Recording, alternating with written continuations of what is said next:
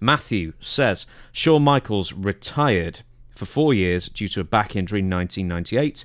At WrestleMania 14 and made a full-time comeback in quotation marks at SummerSlam 2002, and he somehow, in April 2000, managed to work a match for his wrestling school he had in Texas, TWA, in a street fight.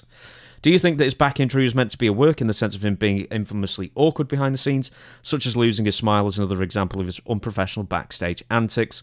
Also, how do you think other promoters, bookers like yourself, Bill Watts or Jerry Jarrett, would have handled him? Now, I want to address this with Shawn.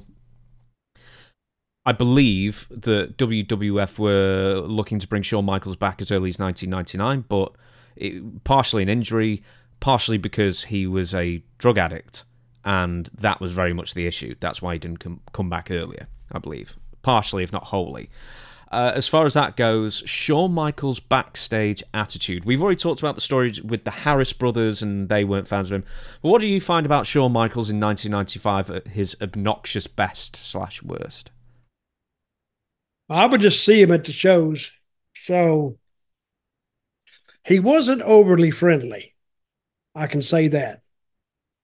Now you mentioned that he was, and he was doing he was using drugs, and using drugs would cause your personality to change. If you were really, really friendly and you're using drugs, well, you may become unfriendly, not by your own accord, but because the drugs are taking over. You're taking on a whole different personality. And what was the rest of that question? Well, ultimately, I'll ask the rest of it in a minute, but yeah, your idea of just, was he difficult to deal with for you, or I mean, how much did you really deal with him, or how did you see him treat other people in backstage? He wasn't, well, I'll say he wasn't well liked because I didn't see him talking to many people.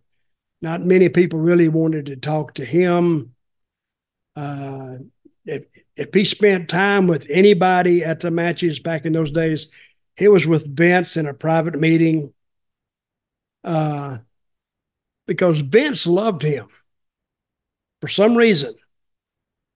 Vince, when they did that Sayonara in Madison Square Garden, it was Nash and it was Hall and it was Triple H. And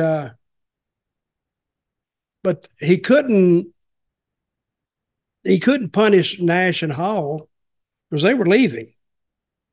And he couldn't publish Shawn because Shawn was a champion. The only one he could punish was Triple H, and I've talked about this before. He really punished the hell out of him. But well, you alluded to something before, right? That there's been a rumor going around for many, many years, and I'm sure there's no truth. Well, you never know with Vince these days. I mean, honestly, but there was a rumor going around that Vince and Shawn Michaels were lovers backstage in the 90s, or backstage. You know what I mean?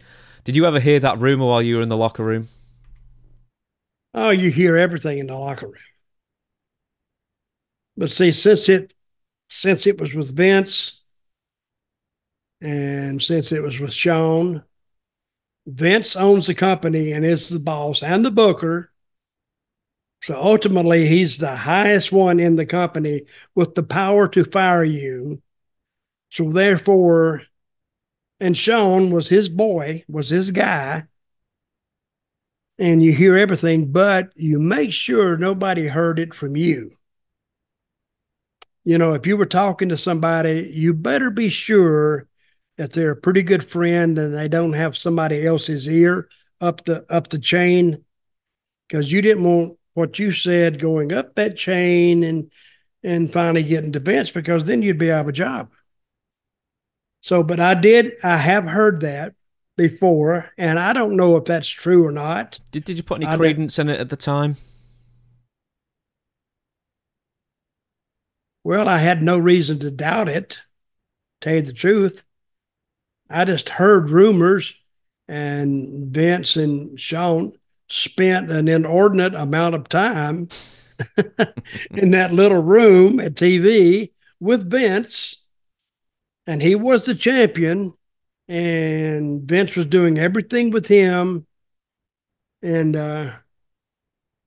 yeah, rumors like that get around. Now that I think about it, I don't think that was the case, but who knows? So later WWE, I know that Shawn Michaels, by the time you were Zeb Colter, had already retired from WWE, but I presume he was there, from time to time. Did you have any interactions with the allegedly born again Shawn Michaels with a revamped attitude? Did you have any words with him then? No, not really. When he got religion, Hmm. no.